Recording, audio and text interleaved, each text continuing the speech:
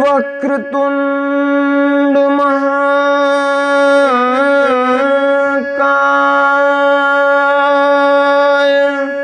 सूर्यकोटि समप्रभ निर्विघ्नं कुरु मे देव सर्वकार्येषु सर्वदा।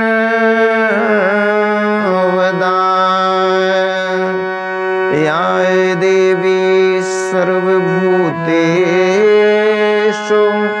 बुद्धिरूपेण संस्थिता नमस्तस्यै नमस्तस्यै नमस्तस्यै नमो नमः। श्री गुरु चरण सरोज रज निज मन मुकुर सुधारि वरणो रघुवर विमल जसु जो दायक फल चारु। बुद्धिहीन तनु जानिके सुमिरो पवन कुमार बल बुद्धि विद्या देहु मोहि हरं कलेश विकार। सीता रामचरित अति पावन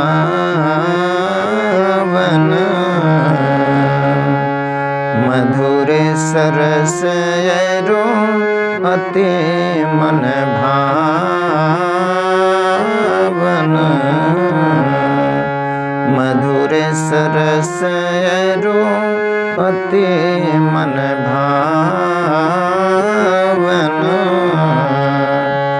पुनि पुनि केतन सुने सुनाए हिय की प्यास बुझत न बुझाए। भरत प्रिय रामचंद्र के जय। उमापति महादेव के जय। पवन सुत हनुमान के जय। परम आदरणीय श्रोतागण, सादर नमन। आशा करता हूँ आप स्वस्थ एवं प्रसन्न मुद्रा में होंगे। आज आपके समक्ष प्रस्तुत है श्री रामचरितमानस बालकांड भाग 69, जिसमें वर्णित विषय है मुनि गति देखे सुरेश डेराना।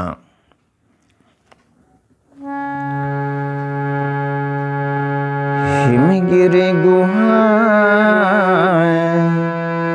एक अति पावन बह समीप सुर सरे सुहावन। आश्रम परम पुनीत सुहावा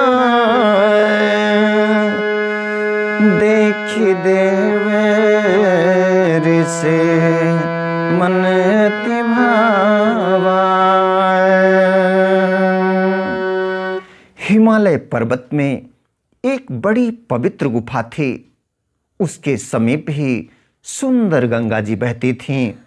वह परम पवित्र सुंदर आश्रम देखने पर नारद जी के मन को बहुत ही सुहावना लगा।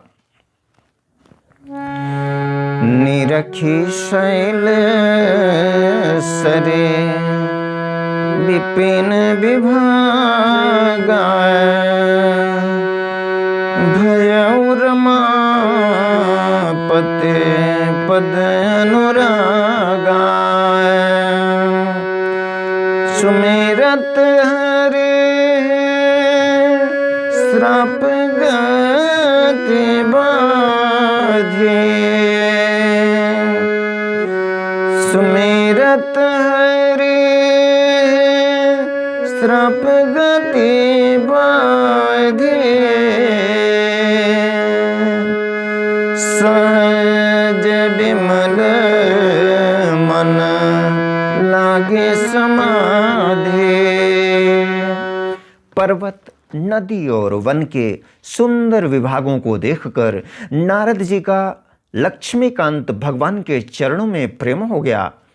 भगवान का स्मरण करते ही उन नारद मुनि के श्राप की, जो श्राप उन्हें दक्ष प्रजापति ने दिया था और जिसके कारण वे एक स्थान पर नहीं ठहर सकते थे, गति रुक गई और मन के स्वाभाविक ही निर्मल होने से उनकी समाधि लग गई। मुनि गति देखे सुरेश डराना,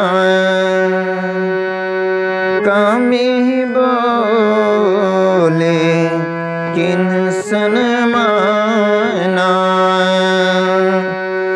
सहित सहाय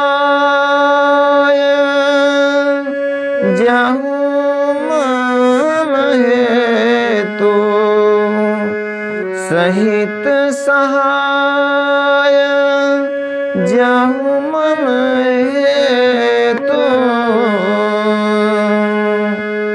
चले हरसि जलचर के तू। नारद मुनि की यह तपोमयी स्थिति देखकर देवराज इंद्र डर गया। उसने कामदेव को बुलाकर उसका आदर सत्कार किया और कहा कि मेरे हित के लिए तुम अपने सहायकों सहित नारद की समाधि भंग करने को जाओ। यह सुनकर मीन ध्वज कामदेव मन में प्रसन्न होकर चला। सुना सिर मन महुअसि त्रासाय, चहत रेव ऋषि मम पुरवासाय, जे कामी लोलुप जुग माहे, जे कामी लोलुप जग माहे, कुटिल काक सब ही डराहे। इंद्र के मन में यह डर हुआ कि देवर्षि नारद मेरी पुरी अमरावती का निवास राज्य चाहते हैं। जगत में जो कामी और लोभी होते हैं वे कुटिल कौवे की तरह सबसे डरते हैं। सुख हारण ले भाग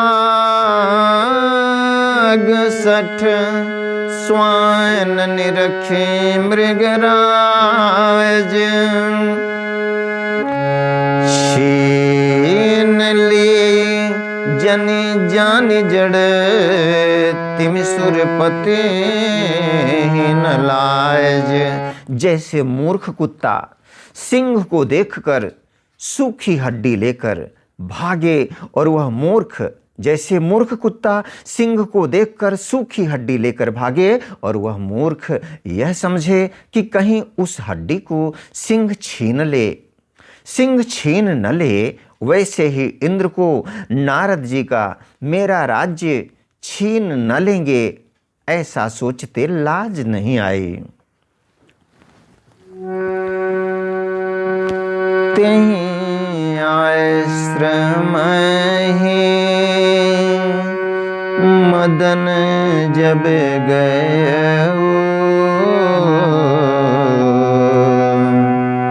निज माया बस वसंत निर्मय कुसुमित विविध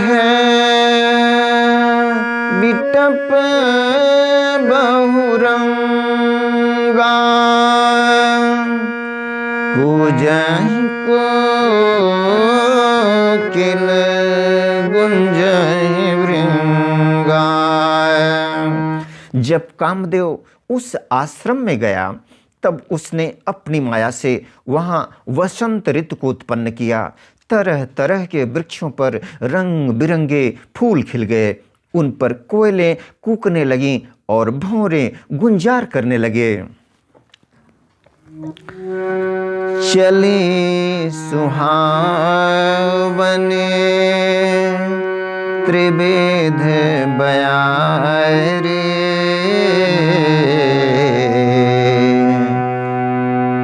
काम कृष्ण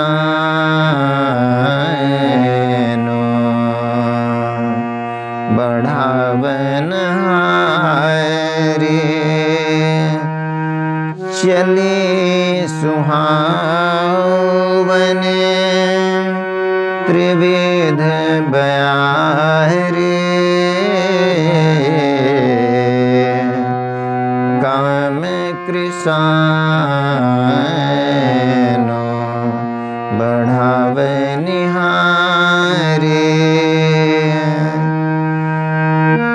रंभादिक सुर नारी नवीना सकल समसर कला प्रवीणा। कामाग्नि को भड़काने वाली 3 प्रकार की शीतल, मंद और सुगंध सुहावनी हवा चलने लगी। रंभा आदि नव युवती देवांगनाएं जो सब की सब काम कला में निपुण थीं,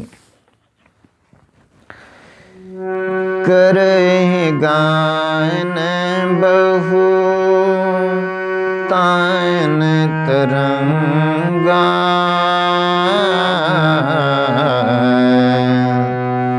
बहुविध क्रीडहे पानी पतंगा। देखी सहाय मदन हर्षायना किन्हे से पुने प्रपंच वेधिनायना। वे बहुत प्रकार की तानों की तरंग के साथ गाने लगे और हाथ में गेंद लेकर नाना प्रकार के खेल खेलने लगे। कामदेव अपने इन सहायकों को देखकर बहुत प्रसन्न हुआ और फिर उसने नाना प्रकार के माया जाल किए। काम कला कछो मुनिहीन व्यापी निज भय डरे मनोभव पापी। सिम की चापी सकई को तायसो बड़े रखवार रमापति जायसो।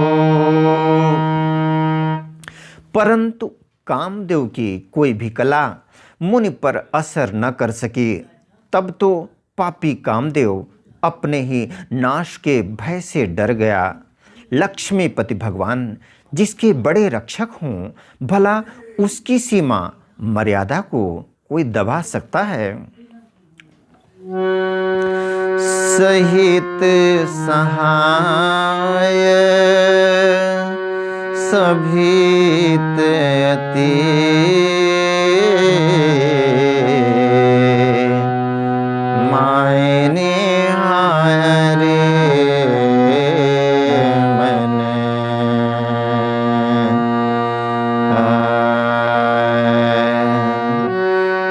सहित सहाय सभित अति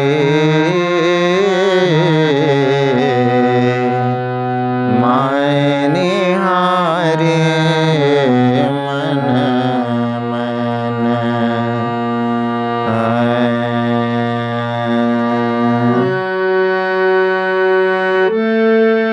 सहित सहाय सभित अति मानिहारे मन मैन